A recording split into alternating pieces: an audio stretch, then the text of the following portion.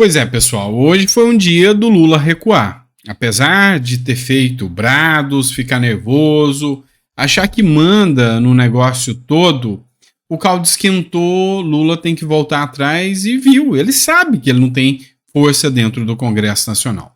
Vamos começar falando com a lei das saidinhas.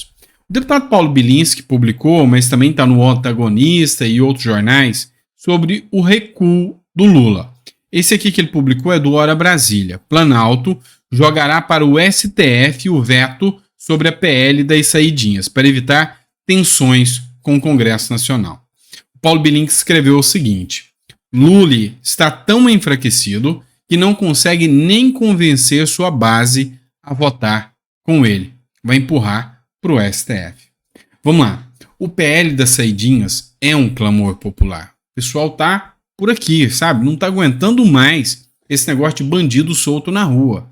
E lá no Senado foram 62 votos a 2, ou seja, uma vitória esmagadora contra as saidinhas de bandidos no final de ano. Lula não quer desagradar, mas ele sabe o seguinte: aqui ele vai desagradar alguém. Se ele veta, ele vai desagradar o Congresso. O Congresso vai derrubar o veto, vai ser acachapante a derrota do Lula em relação ao veto. Então ele caça briga com o Congresso, mas ganha pontos com parte do seu eleitorado, daquele discurso mais radical da esquerda, que bandido é vítima da sociedade, que tem que se ressocializar. Já se Lula sancionar, ele vai caçar briga com a sua ala militante, aquela turma de que bandido é vítima da sociedade. Mas vai caçar briga, vai estar alinhado com o Congresso Nacional. Nessa briga, Lula foi esperto, já tinha dito que ia vetar, voltou atrás e falou o seguinte: olha, com a turma lá, eu sei que eu posso negociar, porque eu vou falar para eles que eu vou mandar isso para o STF vetar. Então, eu não vou me sujar com os deputados agora. Pois é, Lula já está sujo com os deputados. 140 pedidos de impeachment não é pouca coisa, é recorde. Mas, digo, dentro da estratégia política, é mais fácil hoje o Lula encarar a turma que está presa e que não vai ter o benefício da saidinha sancionando esse projeto e mandar para o STF vetar, jogar bomba para o STF, do que ele encarar essa bucha e criar mais uma tensão ainda com o Congresso Nacional.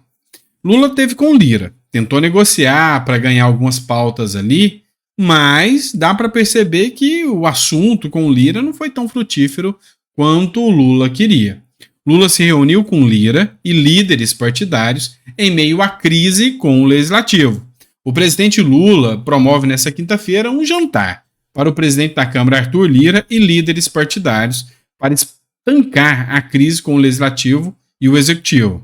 O encontro foi uma sugestão dada pelo próprio Lira, antes do Carnaval, como um meio de ajudar no relacionamento e facilitar as negociações de matérias junto ao Congresso Nacional.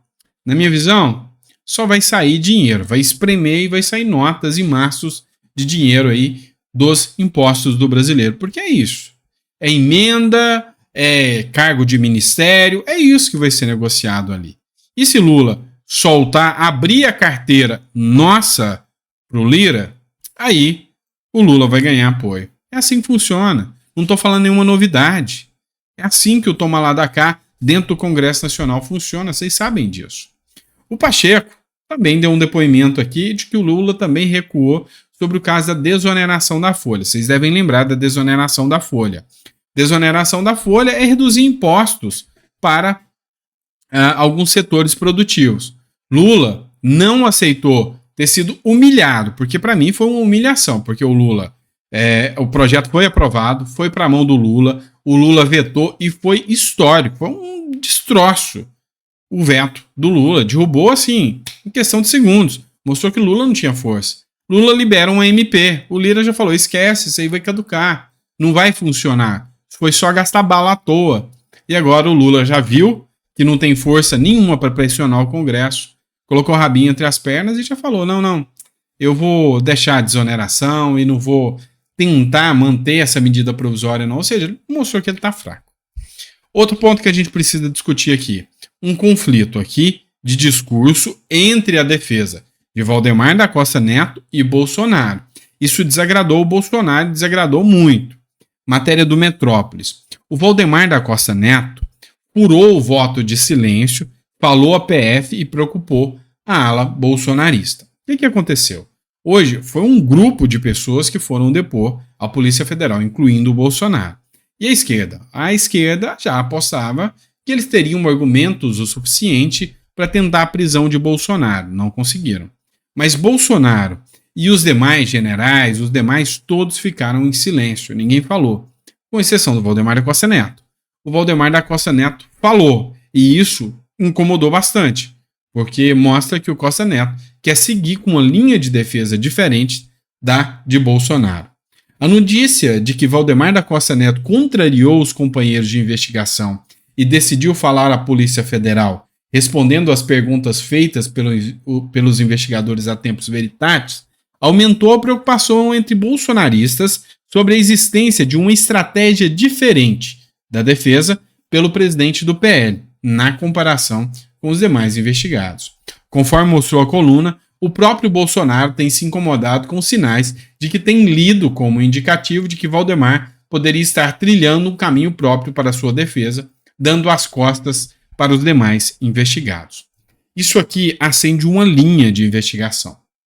Alguns deputados chegaram a questionar se Valdemar da Costa Neto, naqueles 2 dias que ele teve detido por causa da arma e da pepita de ouro, ele chegou a ter uma reunião ali a portas fechadas, ou melhor, uma audiência de custódias com o Supremo Tribunal Federal. E ali há aqueles que acreditam que teve uma pressão em cima do Costa Neto e disse, olha, ou você descola do Bolsonaro aqui e mantém a sua liberdade, ou nós vamos acabar com o PL e com você junto. E aí que o Valdemar da Costa Neto teria descolado do Bolsonaro. Isso é só conjectura, isso não tem prova nenhuma de que isso realmente existiu. Mas aí nos bastidores do Congresso Nacional tem alguns assessores que inclusive falam nesse sentido, que havia ali um distanciamento do Valdemar da Costa Neto, que o Valdemar da Costa Neto meio que assumiu uma derrota do Bolsonaro, que o Bolsonaro vai ser preso e que, sabe, vai descolar do Bolsonaro para não ter o mesmo caminho que o Bolsonaro. Não sei se isso é verdade, tá? Como eu disse, é só especulação. Vamos lá. Outra questão aqui. As críticas em relação ao Lula continuam contundentes. O deputado Rubinho Nunes, que é opositor ao Lula, ele fez o seguinte. Citou a matéria da Globo e disse o seguinte. O governo Lula cogita expulsar o embaixador de Israel do Brasil. Citando a matéria que foi veiculada no Globo ontem, né? E aí ele falou, quem também expulsou os embaixadores dos seus países? A Coreia do Norte, Cuba, Venezuela e Irã. Todos esses expulsaram as embaixadas de Israel dos seus países. Ou seja, Lula alinha o Brasil com o que há de pior aí no termo democracia. E o Rubinho Nunes escreveu, o Lula não se contentou em comparar o governo de Israel com Hitler e o nazismo. Lula não se contentou em retirar o embaixador brasileiro de Israel. Lula não se contentou em denunciar Israel ao Tribunal Internacional de Haia. Agora, Lula quer expulsar do Brasil o embaixador de um país que foi atacado pelos terroristas do Hamas. Lula rompeu com países democráticos e colocou toda a população em perigo. O impeachment de Lula, ele cita aqui como ex-presidiário, é urgente. Então, assim, o coro pelo impeachment continua crescendo.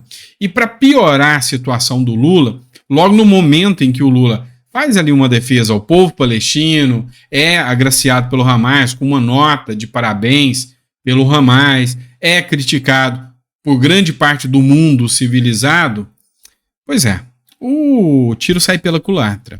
Um trio palestino comete mais um ato de terrorismo, abre fogo contra civis israelenses e há registros de mortos e feridos.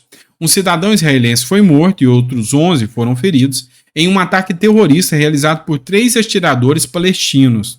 A investida ocorreu próxima à zona de controle entre Jerusalém e a cidade de assentamento de Maale, Adumim, na Cisjordânia, na manhã de quinta-feira, conforme relato de forças militares de Israel.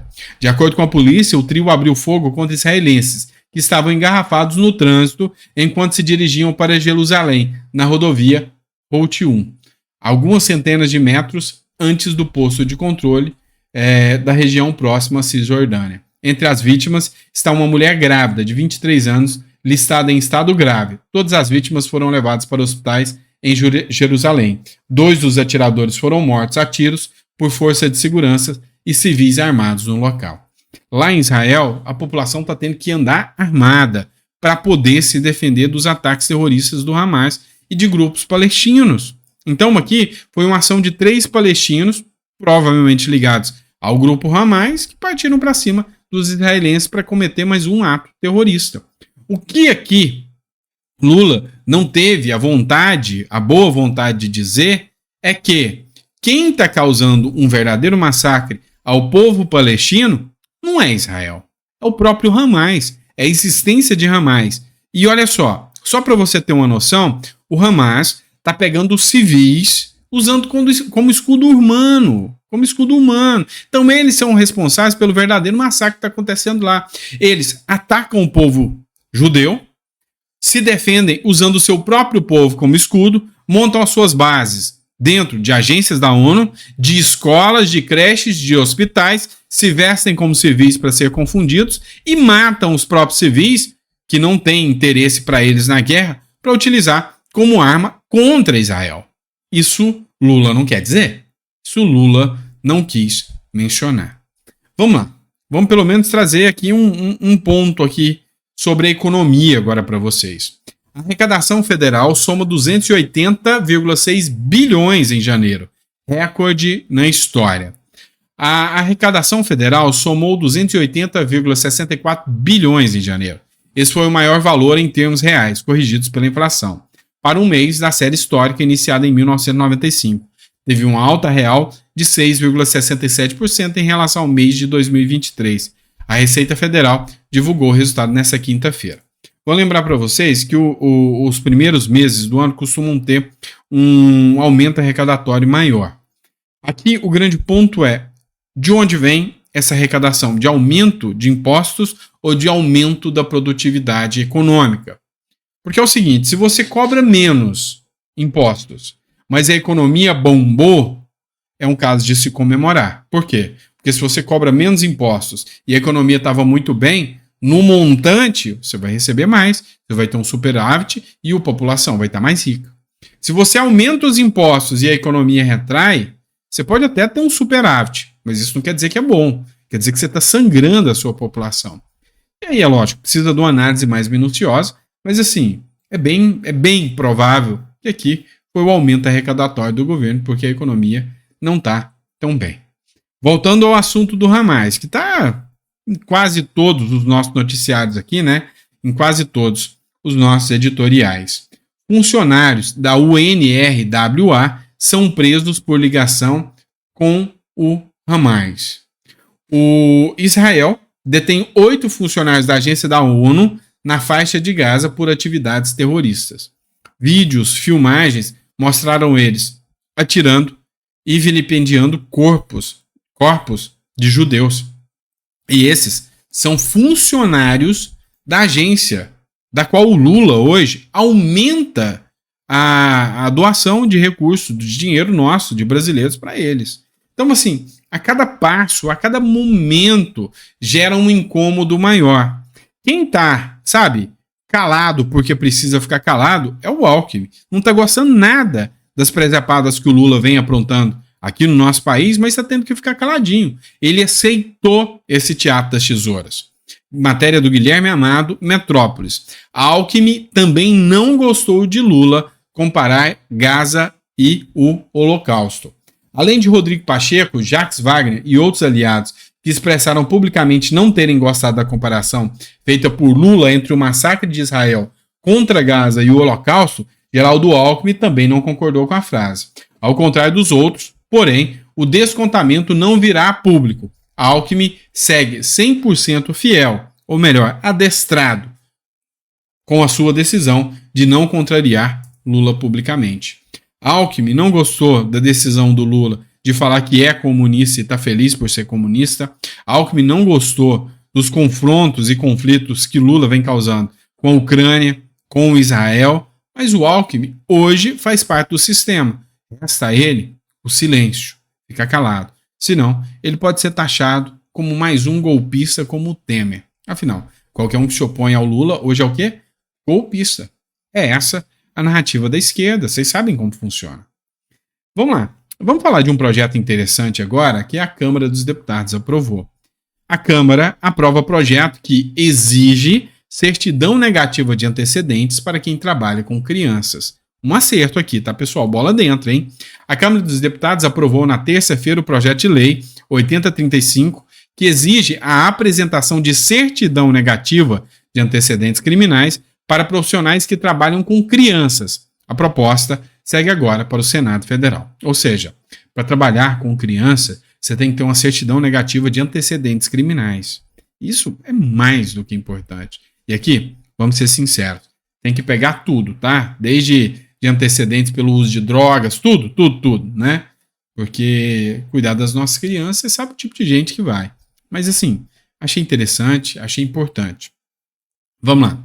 O Cláudio Dantas, ele fez uma publicação aqui e diz o seguinte, ó, mostre isso para aquele seu amigo pacifista de esquerda, ou seja, aqueles caras dos direitos humanos seletivos, né?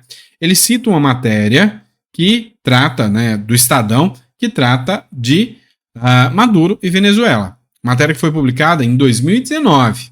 Não é como nem o que, mas quem são os pacifistas seletivos. Esquadrões da morte de Maduro mataram 6.856 pessoas em pouco mais de um ano, é o que diz a ONU. Essa notícia é de 2019. Hoje, os esquerdistas estão orgulhosos, parabenizando e felizes porque Maduro, Cuba, Venezuela, né? Nicarágua, parabenizaram Lula pela fala dele contra Israel. Não importa se os países sérios, civilizados, democráticos não concordam. Então, assim, para Lula o que importa é o seu ponto de vista, é manter a sua narrativa para a turma esquerdista. O que mantém aqui, o que vale a pena para eles é manter o seu ponto de vista. Vamos lá, o André Fernandes, que está concorrendo a Fortaleza como prefeito de Fortaleza, ele publicou um vídeo sobre o caso Yanomami. Vale a pena você fazer uma análise aqui. Que é para enterrar de vez o Lula e toda a esquerda brasileira. E se você, ao final desse vídeo, ainda continuar acreditando no Lula, é porque você tem sérios problemas. Preste atenção. Você se lembra que, em janeiro de 2023, primeiro mês do governo Lula, estourou uma bomba sobre a crise humanitária lá dos Yanomamis, que eles chamaram até de genocídio? Gleice Hoffmann, presidente do PT.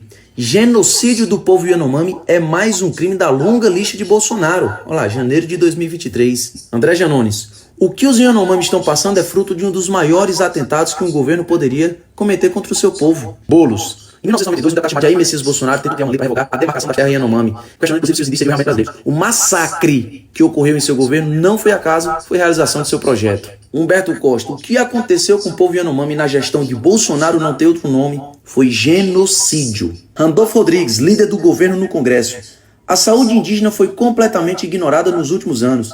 A população Yanomami passa por uma crise humanitária, mas vamos superar. O próprio Lula falou, mais que uma crise humanitária, o que vinha em Roraima foi um genocídio, um crime premeditado contra os Yanomami, cometido por um governo insensível ao sofrimento do povo brasileiro. O Lula visitando os Yanomami em janeiro de 2023. Hoje, fevereiro de 2024, um ano depois, nos deparamos com essa matéria da Folha de São Paulo.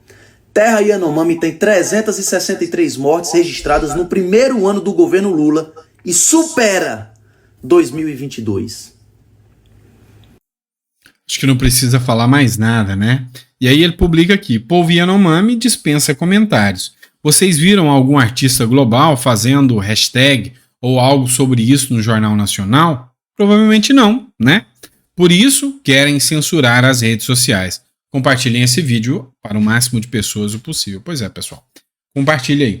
Então, assim, a gente vê que existe uma palavrinha chamada hipocrisia, que aos poucos vem sendo escancarada.